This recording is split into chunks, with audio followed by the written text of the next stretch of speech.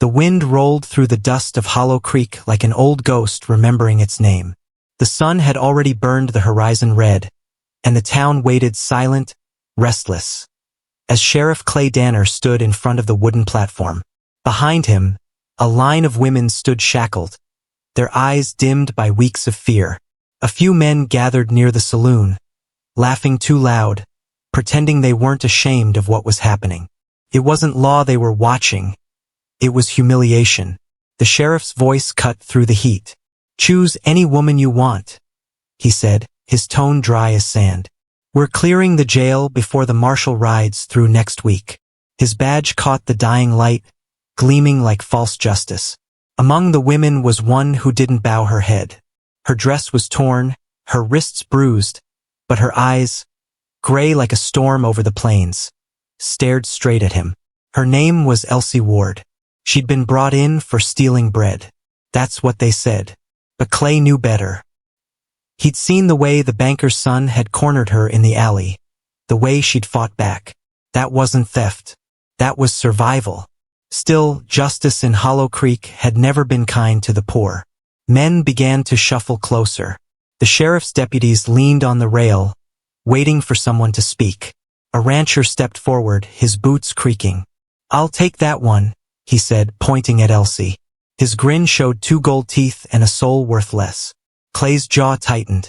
He wanted to stop it, but the law in Hollow Creek didn't belong to him. It belonged to those who paid for it. He looked at Elsie again, and for the first time she looked back with something like defiance. "You don't have to do this," she whispered, her voice almost lost in the wind. Clay said nothing. If he spoke, he'd lose his badge. If he stayed quiet, he'd lose himself. From the crowd, laughter echoed. The rancher reached for Elsie's arm. That's when it happened. 2 small voices cut through the air, clear and trembling. "Papa!" Everyone turned. At the edge of the crowd stood 2 little girls, maybe 5 years old, dressed in faded blue. Their hair was tangled from the ride, their cheeks streaked with dust.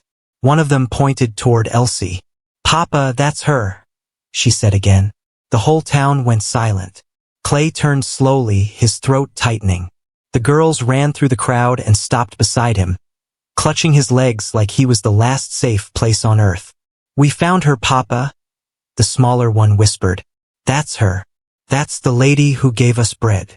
The rancher froze, his hand hanging midair.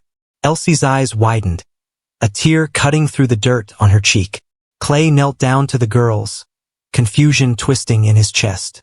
"You know her?" he asked softly. They nodded. "When you were gone last winter, Papa," the older one said, "we got hungry. She gave us bread. She said not to tell, 'cause she'd get in trouble." The words hit him harder than a bullet. The woman standing on that platform wasn't a thief. She was the one who'd kept his daughters alive when he couldn't. Clay stood, every breath suddenly heavy.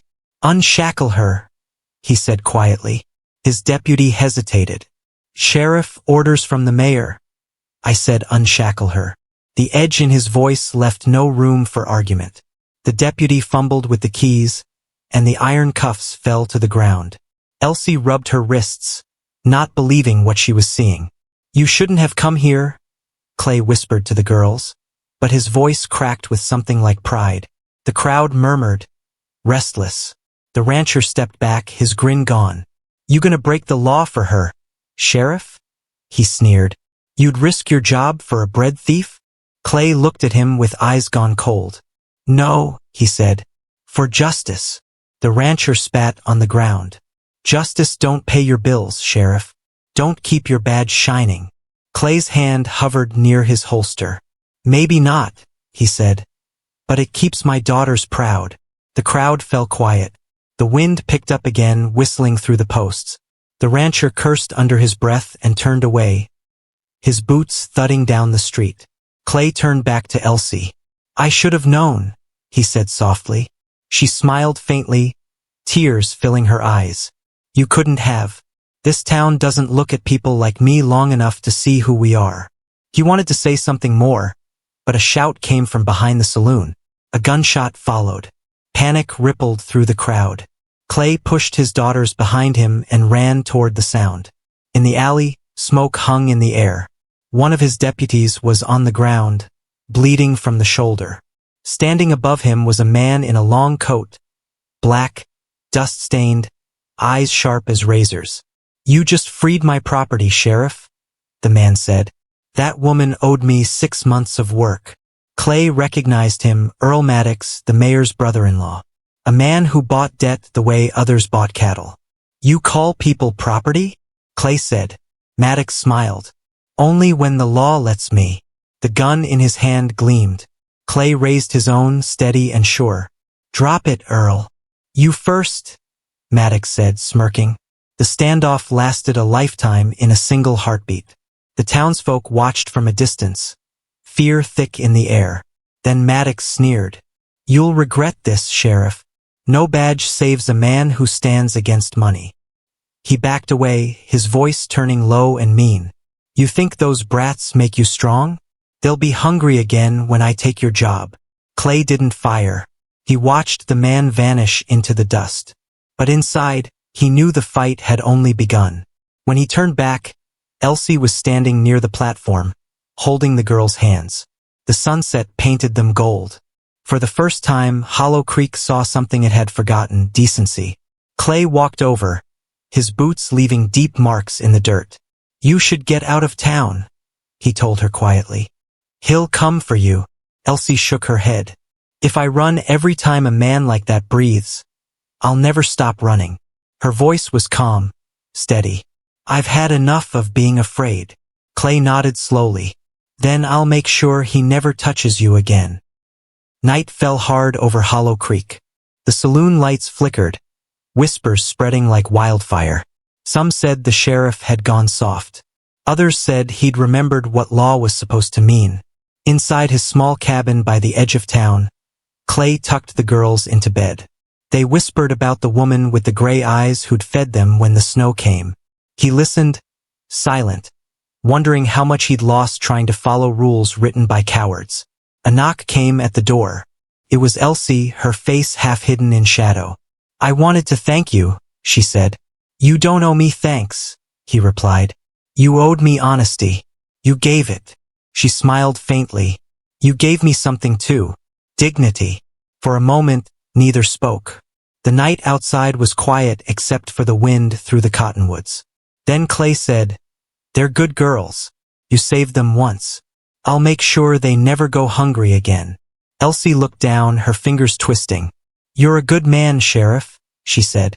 "But good men don't last long in towns like this." He met her eyes. "Then maybe it's time towns like this changed." The next morning, Hollow Creek woke to rumors. Earl Maddox had filed a petition with the mayor, demanding Clay's removal. By noon, a notice was nailed to the sheriff's door. Suspension pending investigation. The crowd gathered, whispering, waiting to see if he'd fight or fall. Clay read the paper once, then folded it carefully. He walked to the jailhouse where Elsie sat waiting. "They're coming for me," he said. "And for you." She looked up. "So what now?" He smiled a tired smile. "Now we stand." As the mayor and his men rode into town, Clay stood on the same platform where she'd been shackled. The crowd gathered again, but this time the air was different, thicker, heavier. The mayor dismounted, his coat clean, his eyes cold. "Sheriff Danner, you're relieved of duty for obstructing lawful business." Clay's daughters stood in front of the saloon, clutching each other's hands. Elsie stood beside them. The mayor's voice echoed. "Do you have anything to say before we take your badge?" Clay looked out at the people he'd served. The ranchers, the workers, the women who'd stayed silent too long. He took a deep breath. "Yeah," he said. "For years we've called it law when the rich take from the poor. We've called it order when the loudest man wins. But last night, I saw law in a woman who shared her bread. I saw order in my girls' eyes when they recognized kindness. So if you're taking my badge because I remembered what justice looks like, take it." He pulled it off and set it on the rail. The crowd didn't cheer. They didn't move. But something shifted. For the first time, no one laughed. The mayor turned red. "You're finished here." "Maybe," Clay said, "but not done." He turned and walked toward his daughters. The sun caught the badge, leaving it burning in the light. Behind him, Elsie followed. "What will you do now?" she asked. "Whatever it takes," he said quietly. "To show them that justice doesn't wear a badge. It walks beside you."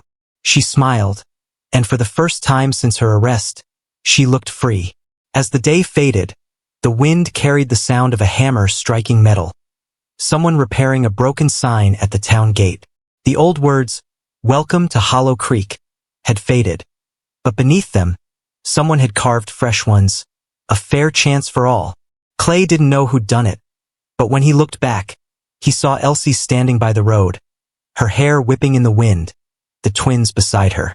And in that moment, he knew the fight wasn't over, but it was worth every breath left in him. The next morning came quiet, but not peaceful. The sun crawled up over the mesas, painting Hollow Creek gold, though the air felt heavy, like the sky was waiting for a storm that hadn't yet arrived. Clay Danner saddled his horse, his badge gone from his chest but not from his heart. His twin girls still slept inside the cabin, and Elsie stood near the doorway, wrapping a shawl around her shoulders. "You're leaving?" she asked, her voice low. "Just riding out to see what men like Maddox are planning," he said, checking the cinch strap. "They'll come for you," she warned. "You embarrassed them in front of the whole town." Clay smiled, but his eyes didn't. "Good. Maybe they'll start remembering what shame feels like." He turned toward her, and for a moment they simply looked at each other. The sheriff who lost his badge and the woman who lost everything but her pride. "If I don't come back by sunset," he said, "take the girls north to Willow Pass. My brother still keeps a place there." Elsie shook her head. "You'll come back. Men like you always do." He wanted to believe her, but he'd lived long enough to know that courage didn't always bring you home. He mounted up, nodded once, and rode toward town, dust swirling behind him like a ghost following close. At the edge of Hollow Creek, the mayor's men waited, rifles across their saddles. Clay slowed his horse. "Morning," he said evenly. The lead rider, a thick-set man with a scar running down his jaw, spat into the dirt. "You're supposed to be out of office, Danner." "Looks like I still got work to do," Clay replied. "Where's Maddox?" The man grinned. "Setting up court at the saloon. Says he's the new law now." Clay's jaw flexed. "Then I guess I'll go remind him law still means something." The man reached for his gun. Clay's hand moved faster. The revolver barked once, and the man's hat flew off as the bullet nicked the brim. "Next one won't be a warning," Clay said coldly. The men scattered aside, letting him pass. The sound of hooves echoed through the empty street as he rode straight down Main toward the saloon. The doors were open, laughter spilling out, the kind of laughter that made honest men uneasy. Inside, Earl Maddox sat at a poker table, boots on the wood, drink in hand. Around him were half the town's so-called respectables, men who'd bought their comfort with silence. "Well, look who forgot his manners," Maddox said, his grin slick. "The sheriff without a star." Clay stopped in the doorway, dust clinging to his coat. "You're poisoning this town, Earl," he said quietly. "Maybe it's time someone cleaned it up." Maddox laughed. You don't even have authority to shine my boots now." "I don't need authority," Clay said, stepping forward. "Just truth." The room went still. Clay's voice carried like a sermon. "Elsie Ward didn't steal bread.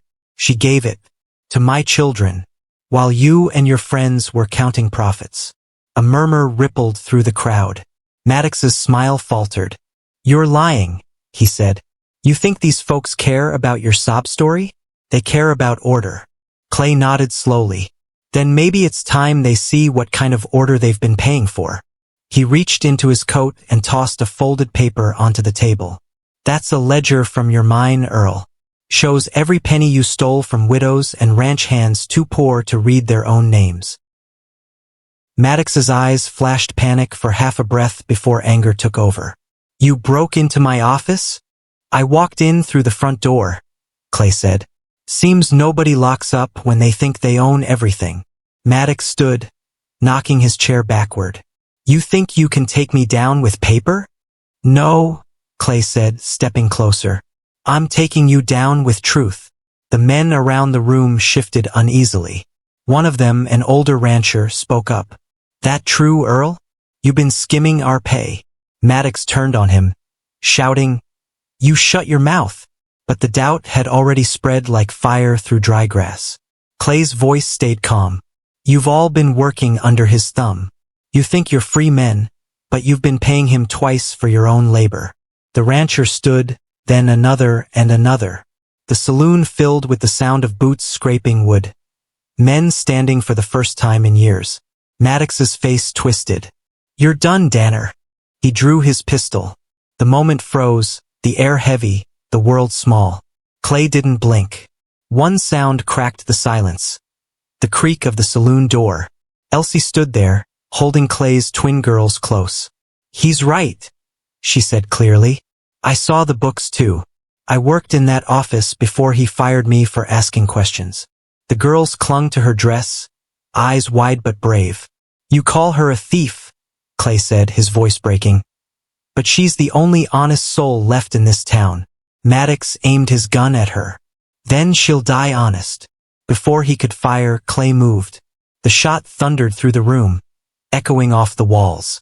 Maddox staggered backward, clutching his arm, blood blooming through his sleeve. His gun fell to the floor. The crowd gasped. Clay stepped forward, steady, eyes burning. You wanted power, Earl, he said quietly. Now you've got a choice.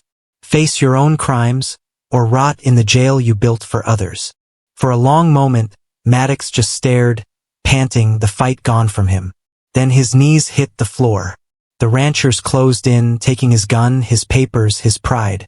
Outside, people began to gather, whispering. When Clay stepped out onto the porch, the town waited.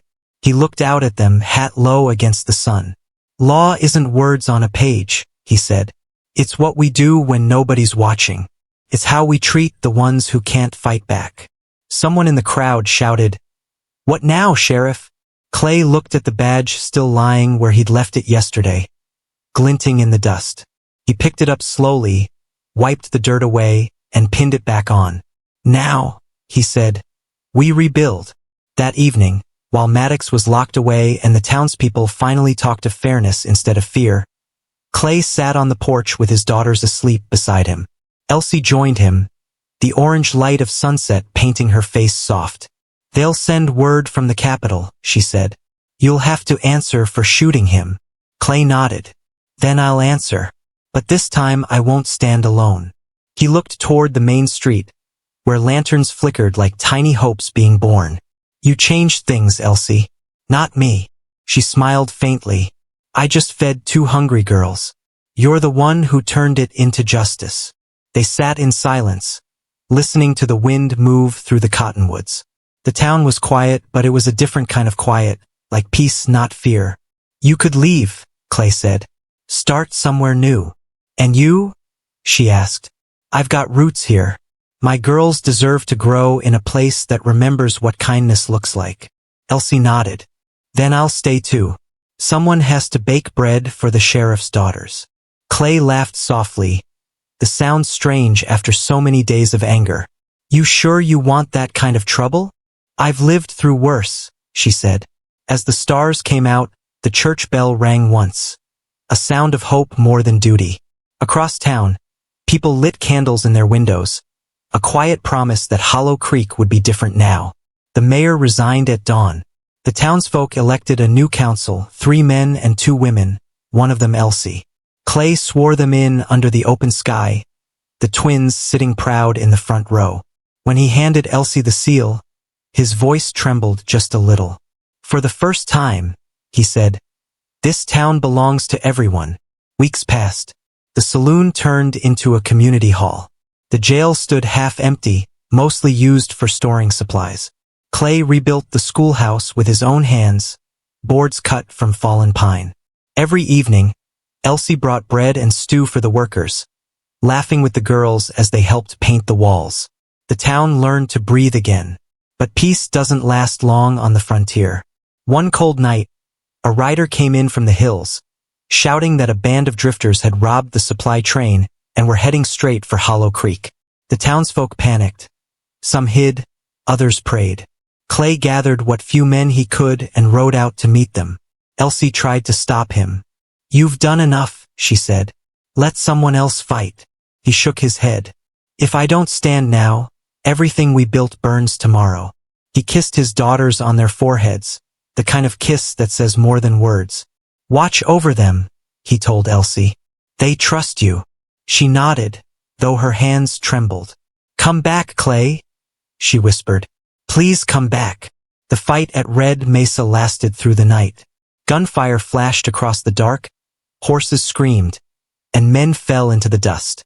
By dawn, the outlaws were scattered, their leader captured. Clay's coat was torn, his shoulder bleeding, but he was alive. When he rode back into Hollow Creek, the town gathered to meet him. Elsie ran forward, the girls close behind. "You're hurt," she said, tears in her eyes. "Just a scratch," he lied, smiling through the pain. The twins hugged him tight, and the crowd cheered. Not for victory, but for what he stood for.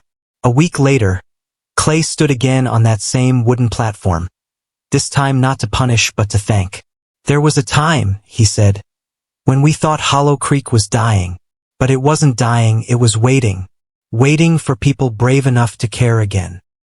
He looked at Elsie, at his daughters, at the faces of townsfolk who finally met his gaze without fear. "We've all done wrong," he said, "but we can do right starting now." The crowd clapped, slow at first, then strong. The sound rolled through the streets like thunder. And as the sun dipped low, the little twin girls ran up beside him. "Papa," they said, tugging his coat. "You forgot to say the best part."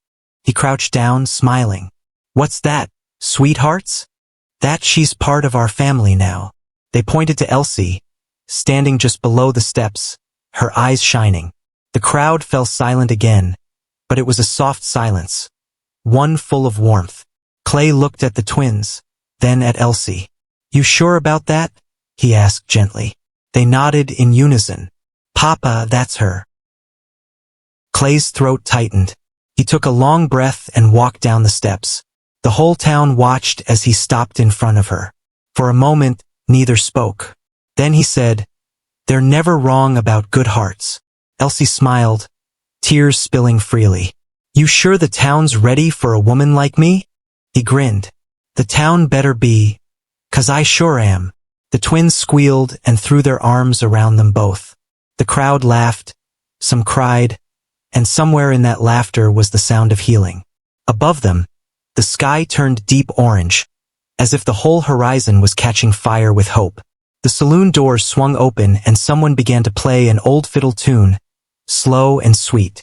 The people of Hollow Creek danced in the street that night. Ranchers, widows, children, even the old mayor who'd once been too proud to bow his head. Clay held Elsie's hand as they watched the girls twirl in the dust, their laughter bright against the twilight. "Guess justice found its way here after all," she said softly. "Maybe it was here the whole time," he replied, "just waiting for someone brave enough to call it by name." When the stars finally filled the sky, Clay looked up and whispered a prayer. Not for forgiveness, but for peace. He knew there'd always be trouble somewhere beyond the hills, always another fight waiting. But for now, in this small town called Hollow Creek, the law and the heart had found common ground. And as the wind carried the sound of children's laughter through the sleeping town, one could almost hear the echo of a promise, the kind that outlives men and badges alike. Justice had a face again, and it looked a lot like love. The seasons changed slow in Hollow Creek, the way time moves when a town's learning how to heal. The snow came early that year, soft as forgiveness, blanketing the streets where once there'd been blood and bitterness. Clay Danner still wore the sheriff's star, though it gleamed a little duller now, less a badge of authority, more a reminder of what it had cost him. Every morning, he'd ride the ridge, keeping watch over the valley where new homes were being built.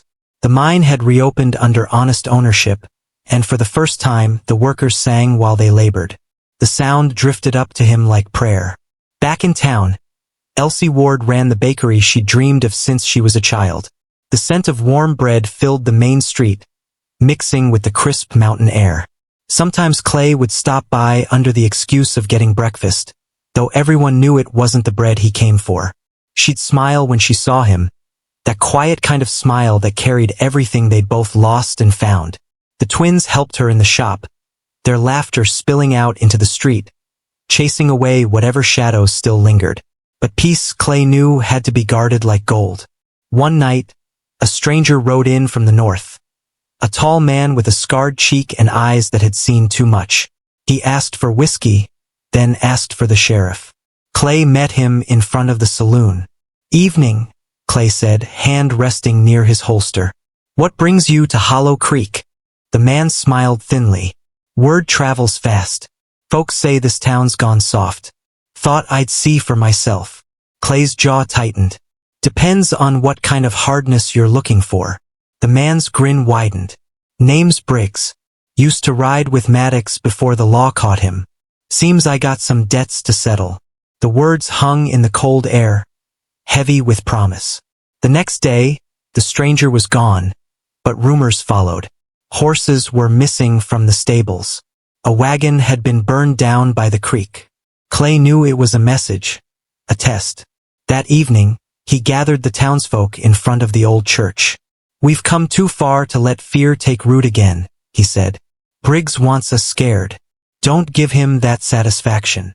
The people nodded, but worry clouded their faces. Elsie stood near the front, her shawl pulled tight. "He's not after the town," she whispered to him later. "He's after you." Clay looked away. "Then he'll find me ready." That night, the sky tore open with thunder. The wind howled through the streets, scattering dust and dry leaves. Clay sat alone in his office, oil lamp flickering, his revolver gleaming in the dim light. On his desk lay a letter from the governor offering him a transfer to a bigger county, a safer post, better pay. He'd left it unopened for days. Part of him wanted to leave, take his girls somewhere they'd never have to hear gunfire again. But when he thought of Hollow Creek, of the people who'd finally started believing in justice, he couldn't walk away. The door creaked open. Elsie stepped in, the storm whipping at her coat. "You shouldn't be out in this," he said. "Neither should you," she replied. She set down a basket with fresh bread, the scent warm against the chill. "You think he'll come tonight?" she asked. Clay nodded. "Men like Briggs don't wait. They strike when the sky's darkest." She moved closer, her voice soft. "You don't have to face him alone." Clay looked at her, eyes tired but kind. "You've already done enough." "Maybe," she said, "but I'm not running again. Not from anyone." The storm grew wilder. Around midnight, a gunshot cracked through the wind. Clay grabbed his rifle and stepped onto the porch. The rain slashed sideways, lightning tearing the sky. At the edge of town, 3 riders appeared. Briggs and his men, dark shapes moving like ghosts. "Stay inside," Clay shouted to Elsie, but she didn't move. The twins woke up in the bakery across the street, crying out for their father. Clay's heart clenched. He stepped down into the mud, each step slow, steady. "You came a long way for a fight," he called out. Briggs dismounted, boots sinking into the wet ground. "Ain't about distance," he said. "It's about pride. You humiliated my boss. Now I'm here to collect." Clay's fingers brushed the grip of his revolver. "You can turn around and ride home. Nobody needs to die tonight." Briggs laughed. A hollow, ugly sound. "We'll see." The lightning flashed, and the street exploded with gunfire. Clay dropped behind a wagon, returning fire. Bullets shattered windows, tore through signposts. The rain turned the dust into blood-soaked mud. One of Briggs's men fell, another bolted into the dark. But Briggs kept coming, a shadow with hate in his eyes. When his rifle jammed, Clay drew his sidearm. He saw movement near the bakery. Elsie, stepping out with the girls behind her, trying to pull them to safety. "Elsie, no!" he shouted, but Briggs saw them too. He turned his gun toward her. The world slowed. Clay fired first. The shot hit Briggs square in the chest, throwing him backward. His gun fell into the mud. He stared up at the storm, rain mixing with the blood on his shirt. Ain't no law worth dying for, he gasped. Clay stood over him, soaked and shaking. You're right, he said quietly. But it's worth living for. The thunder rolled away, and silence fell heavy. The townsfolk came out slowly, faces pale. The fight was over, but the price of peace had been paid again. Elsie rushed to him, wrapping her arms around him as the twins cried into his coat. Clay held them all, his breath ragged but steady. It's over, he whispered. It's done. But deep down he knew justice never really ended.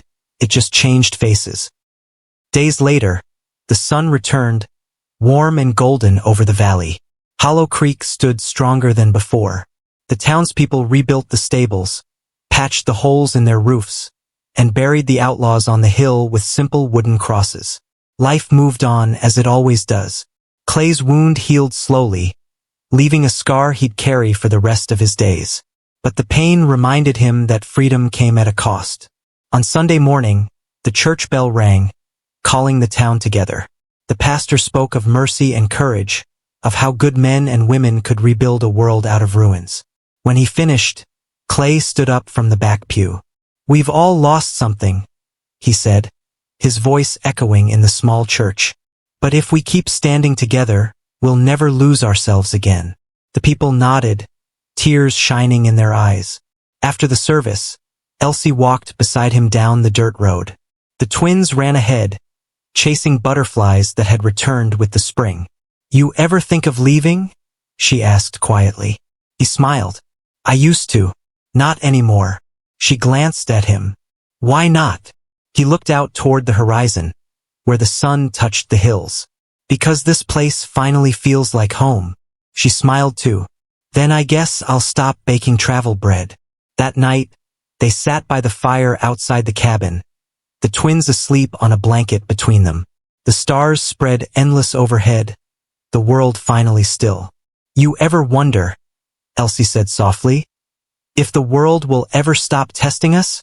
Clay poked at the fire, watching the sparks rise. No, he said, but maybe that's the point. Maybe we're not meant to have peace handed to us. Maybe we're meant to build it, one act of kindness at a time. She nodded, tears glimmering in the firelight. Then let's keep building. Years passed. The twins grew tall and strong, one becoming a schoolteacher, the other a nurse. The bakery became the heart of the town, its door always open to anyone hungry or lost. The people of Hollow Creek told stories of the night justice came to their valley, not the kind written in law books, but the kind written in hearts. And whenever strangers rode through asking about the sheriff, someone would smile and say, he's the man who taught us that mercy's worth more than gold. On a quiet autumn evening long after, Clay stood by the river with his hat in his hands, the water glowing orange in the fading sun. He was older now, slower, his hair gone gray, but his eyes still held that same steady light. Elsie joined him, slipping her hand into his. You thinking again? She teased. He smiled. Just remembering. Feels like another lifetime. It was, she said. But you never really left it behind. He looked at her, his voice low. You saved me, Elsie. You and the girls. Gave me something to fight for that wasn't pride. She smiled, brushing a strand of hair from her face. And you gave me something to believe in again. They stood there, silent, the sound of the river whispering through the reeds. A flock of geese flew overhead, heading south for winter. Clay watched them until they vanished into the distance. You think the girls will be all right when we're gone? He asked quietly. They already are, she said. Because they learned from you. He chuckled softly. Then maybe we did something right after all. When night fell, they walked home hand in hand. The lights of Hollow Creek flickered like stars on earth, warm and steady. As they reached the porch, one of the twins, grown now with children of her own, stepped out smiling. You two took your time, she said. Clay grinned. We were saying goodbye to the day. Then say hello to supper. She laughed. It's getting cold. Inside, laughter filled the house, echoing through the years. Clay looked around.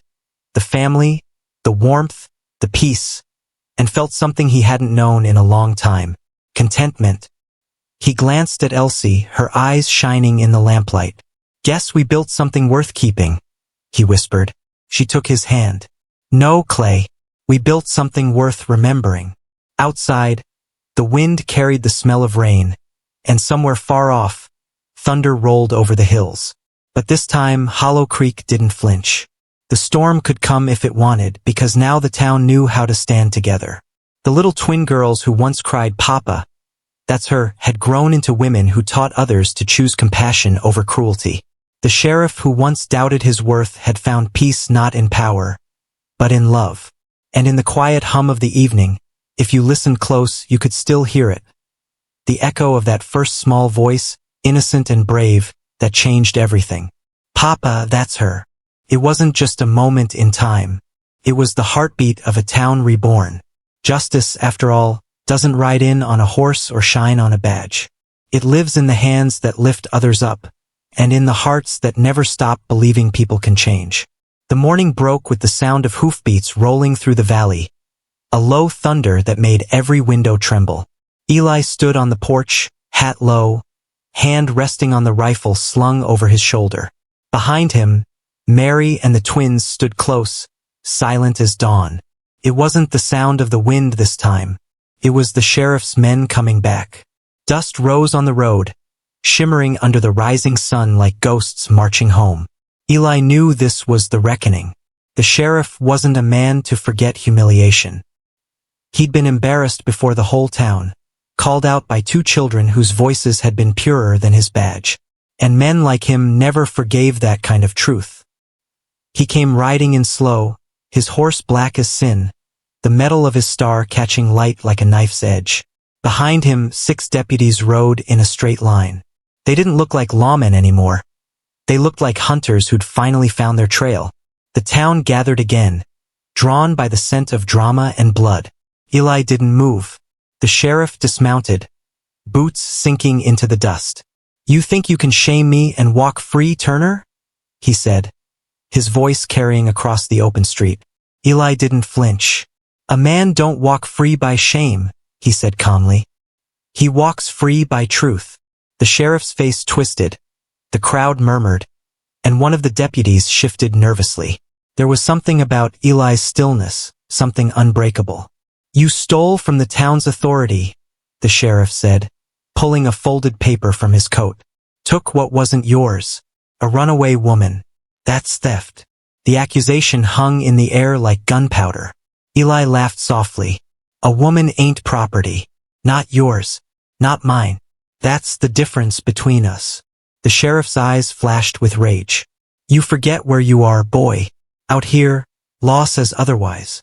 "Then maybe the law's what's wrong," Eli said, stepping forward. "And maybe that's why men like me have to stand against men like you." The murmurs grew louder. Some of the townsfolk shifted uneasily. Others nodded, as if a long-buried truth had been spoken aloud. The sheriff looked around, realizing his power wasn't as solid as he believed. Fear flickered behind his eyes. "You got one chance," he said through clenched teeth. "Give the woman back, or I'll take her, the girls, and hang you before sundown." For a long moment, no one breathed. Then Mary stepped forward, her voice trembling but clear. "You already took everything from me once," she said. "My name, my freedom, my hope. You won't take what I have left." The sheriff turned sharply toward her, his jaw tightening. "You got courage now that you got a man standing behind you," he sneered. "But courage don't save the guilty." Eli stepped between them. "Then let's see who's guilty," he said, leveling his eyes at the sheriff. "Let's open those books you hide, those bribes you take. Let's talk about the man you beat to death last winter because he wouldn't sell you his land." A hush swept through the street. The sheriff's hand twitched near his holster. "You're digging your grave, Turner." "Maybe," Eli said quietly, "but at least I'll be buried honest." The sheriff went for his gun. The sound of the hammer pulling back cracked the air like lightning. But Eli was faster. The shot echoed through the valley, scattering the crows. The sheriff staggered, clutching his chest, and fell to his knees in the dust he'd ruled over for too long. The deputies froze, unsure of their loyalty now that the power had fallen. Eli lowered his weapon slowly, his hand trembling from more than recoil.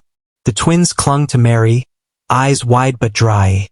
They'd seen enough cruelty to understand justice when it came. The sheriff fell backward, his badge clattering beside him, catching the last light of the morning. For a long moment the world held still. Then one of the deputies dismounted, stepped forward, and said quietly, "He had it coming." Another nodded. "The law's been wrong too long." And just like that, the tension broke. People exhaled. The weight of years of fear lifted, if only a little. Eli holstered his weapon and turned to Mary. She was shaking, not from fear but from disbelief that it was finally over. He took her hands in his, rough palms against soft fingers. "It's done," he whispered. "You're safe now." "No," she said, tears streaming. "We're safe." Behind them, the twins ran into his arms, burying their faces in his coat. The sound of their laughter, thin, trembling, alive, cut through the heavy air. The town slowly began to move again, like waking from a long nightmare. People whispered, some cried. Others simply looked at Eli as if seeing him for the first time, not as an outlaw or a troublemaker, but as a man who'd done what no one else dared. Days later, the sheriff was buried outside the edge of town. No preacher, no prayers, just the wind and the crows. A new deputy took the badge, but with it came a new kind of silence, one that spoke of change. Mary helped rebuild the schoolhouse that the sheriff had once turned into a holding cell. Eli repaired the fences for neighbors too poor to pay. The twins ran barefoot through the fields, free as the river that cut through the valley. At night, when the stars came out, Mary would sit on the porch with Eli, her head resting on his shoulder. "Do you ever think about that day?" she'd whisper. He'd nod slowly. "Every time I hear a gun cock," he'd say. "But I also remember their voices. Papa, that's her." Those words saved us all. She smiled through the quiet. Maybe they saved the town too.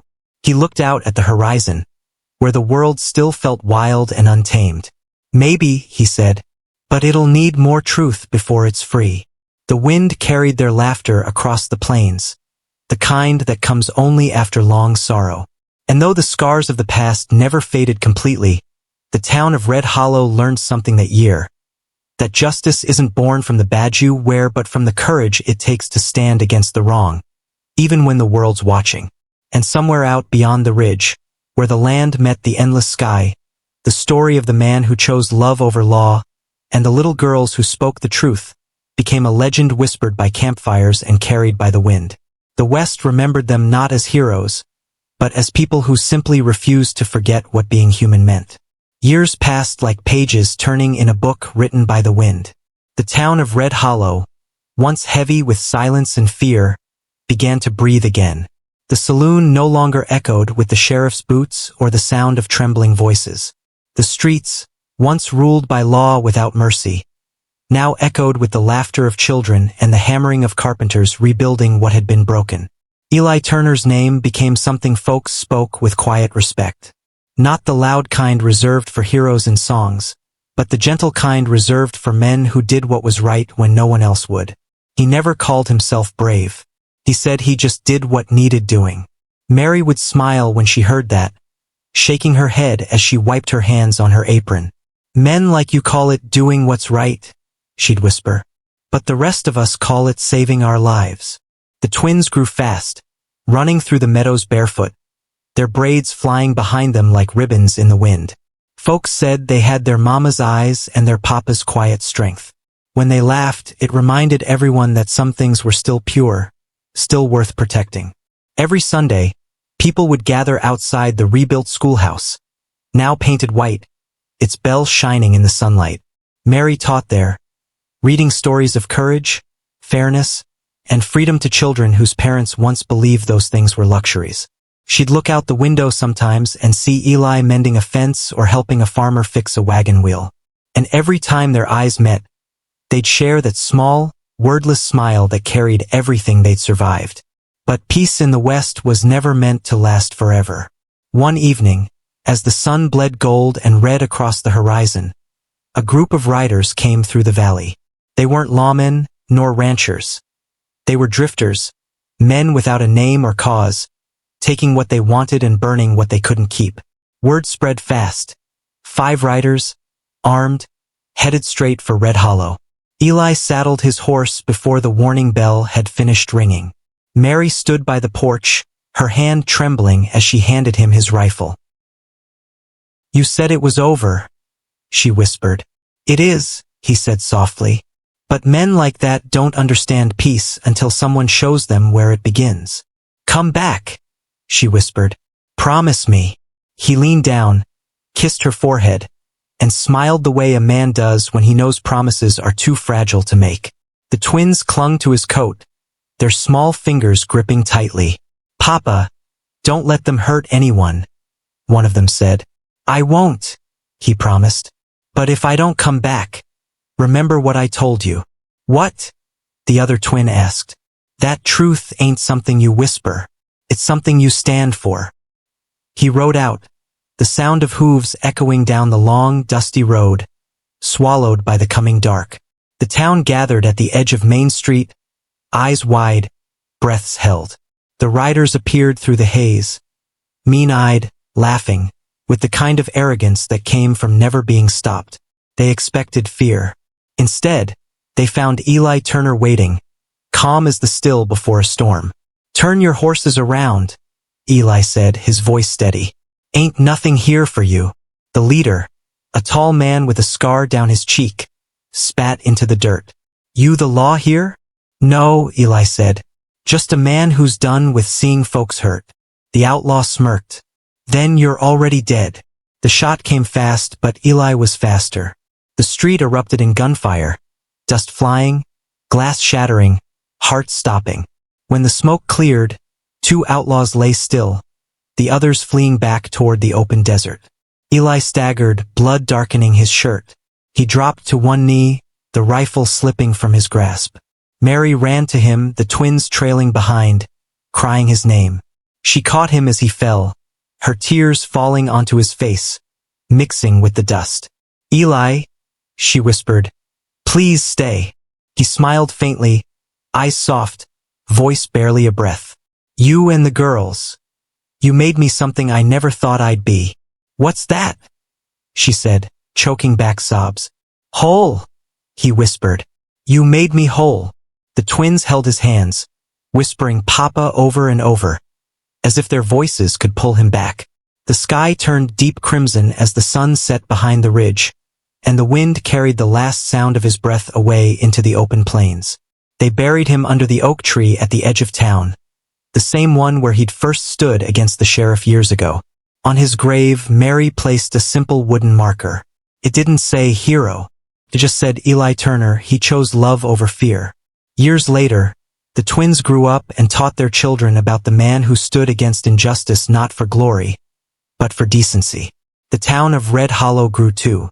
The train came through, bringing merchants, schools, and a kind of life no one had imagined back when dust was all they had.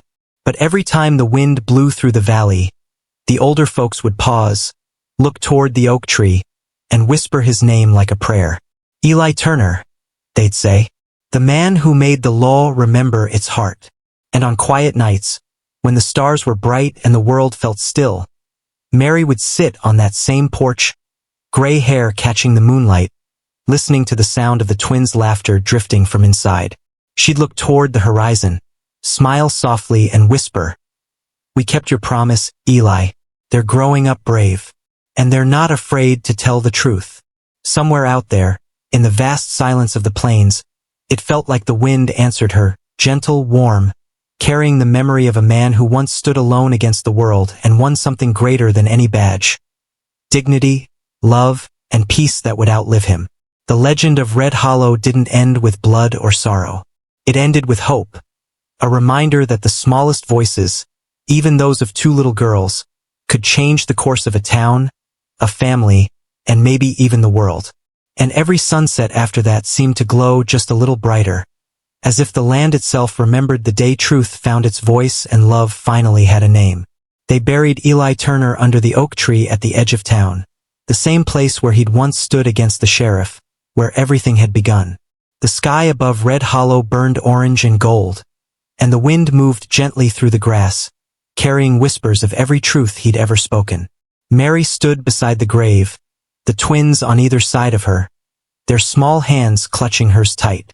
The townsfolk gathered behind them, silent, heads bowed not out of duty but respect.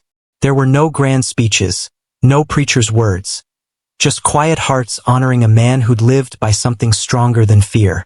On the wooden marker, Mary carved the words herself. Eli Turner, he chose love over fear. Years passed.